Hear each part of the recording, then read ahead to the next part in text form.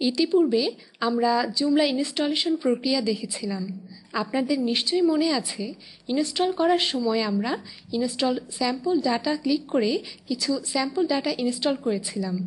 কিন্তু এই পর্বে আমরা ভালোভাবে কাজটি বোঝার জন্য লার্ন জুমলা নামে আরেকটি জুমলা ইনস্টল করেছি, যেখানে আমরা স্যাম্পল ডাটা ইনস্টল করিনি। আপনারা দেখতে পাচ্ছেন স্যাম্পল ডাটা ইনস্টল না করার জন্য একটি ব্ল্যাঙ্ক ওয়েবসাইট দেখাচ্ছে।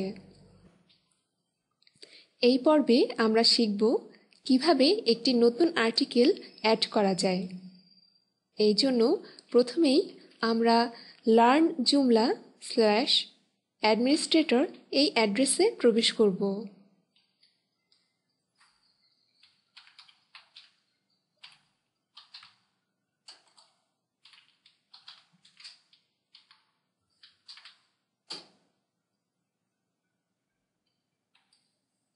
এখন আমরা ইউজার নেম এবং পাসওয়ার্ড দিয়ে লগ ইন করব।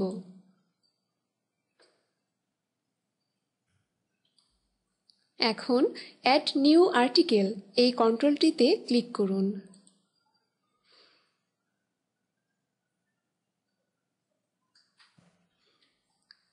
আপনারা দেখতে পাচ্ছেন এখানে নতুন আর্টিকেল অ্যাড করার প্যানেলটি চলে এসেছে।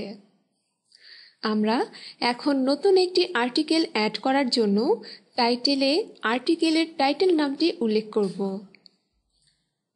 ধরুন কক্সবাজারের উপর একটি আর্টিকেল লিখব। টাইটেল হিসাবে আমরা কক্সবাজার উল্লেখ করছি। পাবলিশড অপশন অবশ্যই ইয়েস থাকতে হবে। আর্টিকেলটি প্রথম পেজে যাতে দেখা যায় তার জন্য ফ্রন্ট পেজ ইয়েস করে দিতে হবে। এখানে আপাতত সেকশন আনক্যাটেগরাইজড এবং ক্যাটেগরি আনক্যাটেগরাইজড হিসাবেই রাখছি। এখন আর্টিকেল বডিতে আর্টিকেল টাইপ করতে হবে। আমরা কাজের সুবিধার জন্য কিছু টেক্সট কপি করে রেখেছিলাম, তা এখন পেস্ট করে দিচ্ছি।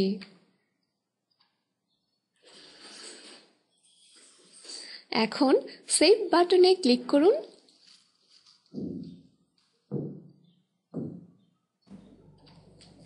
আপনারা দেখতে পাচ্ছেন আর্টিকেলটি সেভ হয়েছে। এখন আর্টিকেলটি দেখার জন্য আপনারা হোম পেজে যেয়ে রিফ্রেশ বাটনে ক্লিক করুন।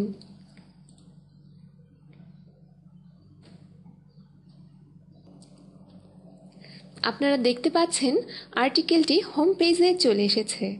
এভাবেই খুব সহজেই যে কোনো আর্টিকেল ওয়েব পেজে অ্যাড করা যায়।